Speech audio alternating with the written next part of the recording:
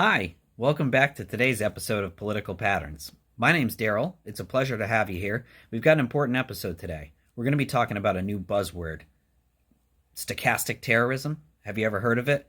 Quick breakdown on the word. Stochastic. It means predictable within a set of parameters, but not specifically predictable.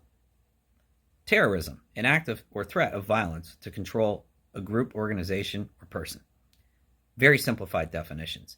You pair the two things together, and the broad definition is when you have a giant platform, whether it is a political apparatus or a media apparatus and a huge audience base, if you throw vitriol, rage, and fear and violence at these people long enough, they will act on the target that you've painted. They will act as a vessel on your behalf, much like, I don't know, when we had people march to the Capitol on January 6th when Donald Trump could not do it himself. So anyway, let's move forward. Nancy Pelosi's husband, Paul, was attacked this past week. And the day of the attack, we had a Minnesota congressional candidate running on his Twitter. We have 13 days left. Fire Pelosi, as he's firing a submachine gun downrange. Okay? Let's check out that clip.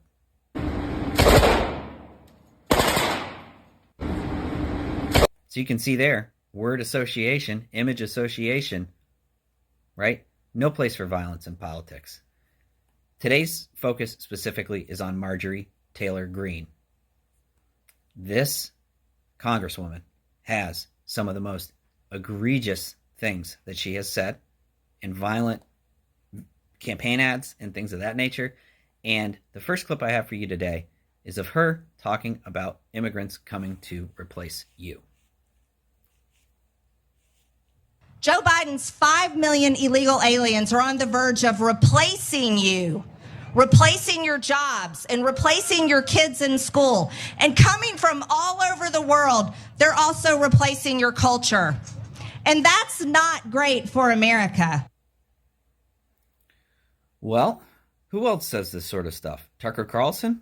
Like when the Buffalo, New York grocery store shooting took place, and in the manifesto of the shooter that shot 10 or 11 people that were mostly black and brown was words from Tucker's monologues about being replaced by immigrants. So you see the danger with this sort of rhetoric and what it gets us. Quick flashback, look back to 2010, to Gabriella Giffords getting shot at a congressional fundraiser at a supermarket, and Bill O'Reilly being attributed to that by the shooter. Look at the Tides Foundation in 2011. There's an organization that was going to be shot up by a guy who got stopped by the California Highway Patrol, shot 2 officers, and was shot himself. Inspired by Glenn Beck off Fox News. Glenn Beck got kicked off Fox News after that. So this has been going on for a while. So the clips from Marjorie that we have today, first off, her gun giveaway for her campaign. Let's watch her give a gun away while she says, let's blow away Nancy Pelosi and the radical leftist agenda. Nancy Pelosi is sneaking the Green New Deal into the $3.5 trillion budget. And in 2022, I'm going to blow away the Democrat socialist agenda. I bet she holds her breath while she shoots. Good shooting skills.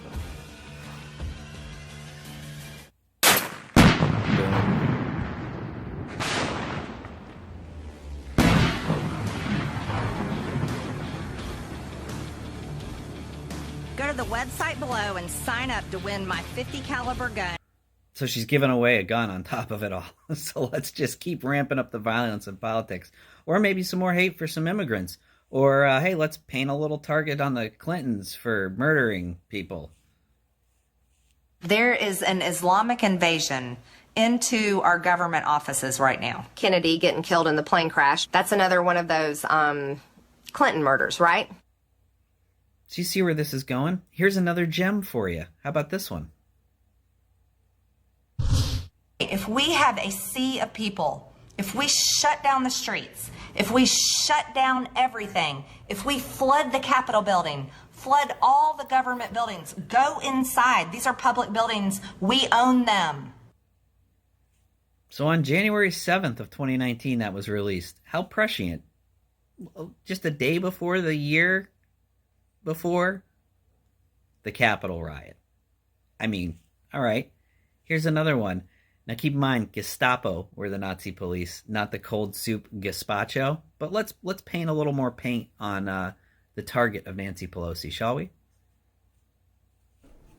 Not only do we have the DC jail, which is the DC gulag, but now we have Nancy Pelosi's gazpacho police spying on members of Congress, spying on the legislative work that we do, spying on our staff, and spying on American citizens that want to come talk to their representatives. Gazpacho. Hey, how about we go out in the street, Marjorie, with a bullhorn and we address some public and tell them that Nancy Pelosi's a traitor and a treasoner, and treason is punishable by death. Here, let's roll the tape on that. She's a traitor to our country. She's guilty of treason. That's right. She took an oath to protect American citizens and uphold our laws. And she gives aid and comfort to our enemies who illegally invade our land. That's what treason is. Exactly. And by our law, representatives and senators can be kicked out and no longer serve in our government. And it's a crime punishable by death, is what treason is. Nancy Pelosi is guilty of treason, and we want her out of our government. Wow. There you go. Treason, punishable by death. Nancy Pelosi, keep driving that subliminal message home. Eventually some lone wolf might just act on it.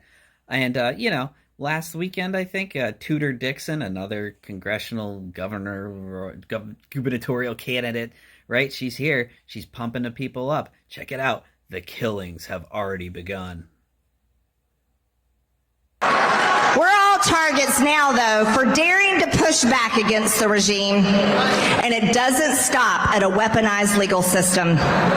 I'm not going to mince words with you all. Democrats want Republicans dead, and they've already started the killings. Joe Biden has declared every freedom-loving American an enemy of the state. But under Republicans, we will take back our country from the communists who have stolen it and want us to disappear. There you go. Democrats want Republicans dead, and the killings have already begun.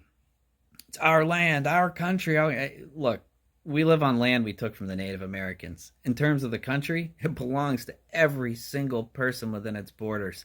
Stop setting up possessive things with stuff that you don't own, right? Anyway, look, a lot of clips here, a lot of stuff to digest. Why do I make this video? One time, long time ago, 20 years ago, when I was 18, I took an oath to uphold the Constitution and defend it against foreign and domestic enemies. Marjorie Taylor Greene is a domestic enemy. Anybody espousing this kind of political rhetoric and bringing violence into politics is a domestic enemy, and it threatens the very nature of our democratic institutions and this wonderful experiment that we've had going for well over 200 years. So let's keep it together, people. If you want some historical reference for this type of stuff and where it goes, right? Great Replacement, targeting Jews. Look at what's going on with Kanye West and all that open white supremacy rhetoric that is now spouting up. Look at what fascism really is. Go back and look at 1920s Italy and the rise of Benito Mussolini. Listen to his speeches or the translations. Read this stuff. You will see the parallels.